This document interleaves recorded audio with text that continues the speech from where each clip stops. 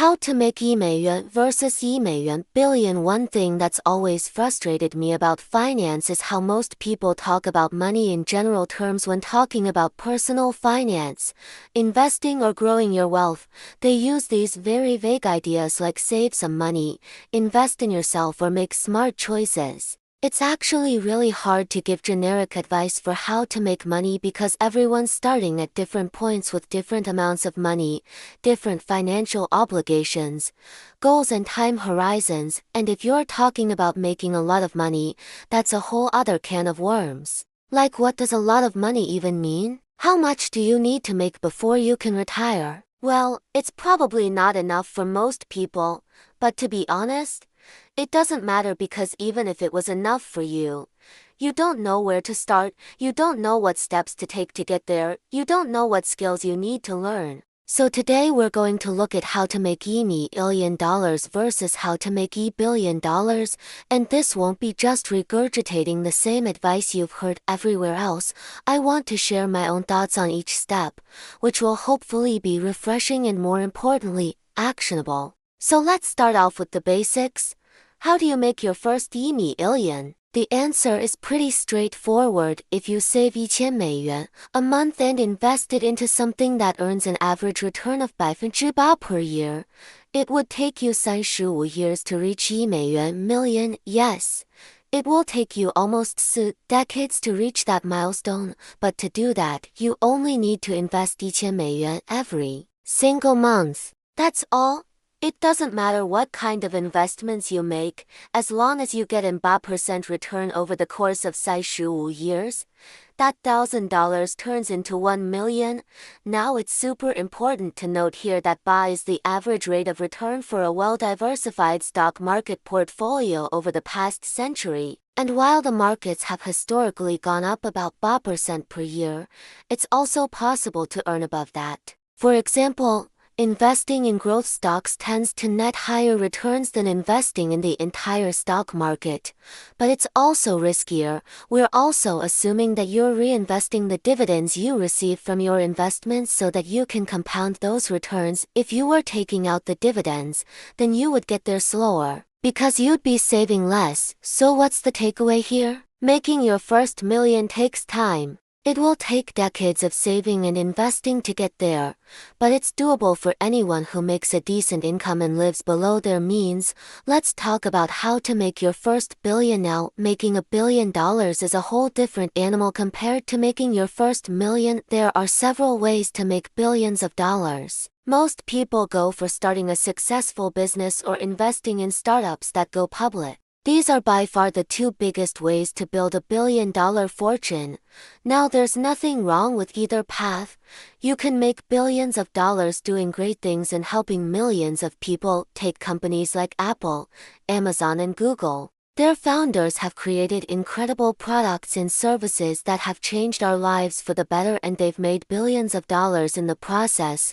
But making $1 billion in this way is almost impossible. Even the best investors and entrepreneurs fail far more times than they succeed. The odds are stacked against you no matter how talented you are. There's a reason why 99% of startups fail and 99.9% of people never make $1 billion. It's incredibly difficult to find that one big hit that drives massive success. It's basically finding a needle in a haystack. What's worse is that billionaires don't tend to share their secrets with everyone else. You won't find Steve Jobs, Bill Gates or Larry Ellison sharing the exact steps that they took to build their empires because everyone's circumstances are different. And if they were willing to share their secrets for free, they probably wouldn't be worth as much today. In fact, some of the world's richest people didn't make their fortunes through investing or business, but rather through pure luck. Just think about it. People like Michael Bloomberg, Nancy Walton Lowry, and Bob Johnson became billionaires because they were in the right place at the right time and had someone hand them billions of dollars. Don't get me wrong, they've done well for themselves and deserve all the money they have, but they got extremely lucky. I believe the only realistic way to make $1 billion is through one of three methods. Marry a billionaire. This isn't really a realistic option for most people, though. No, win the lottery or hit it big in the casino, okay? Now I'm not saying you should buy a lottery ticket or gamble your life savings in Vegas, but it might be a viable option if you're down on your luck and desperate or no sight.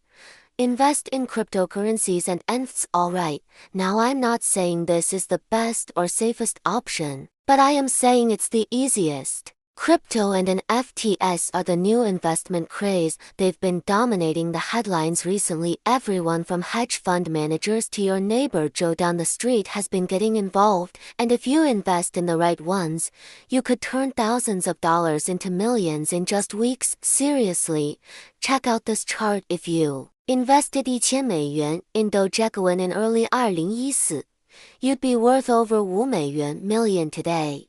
The top NFT projects have also seen staggering returns. People are paying tens of millions of dollars for digital artwork that was literally free to obtain just months ago. Now I know what you're thinking.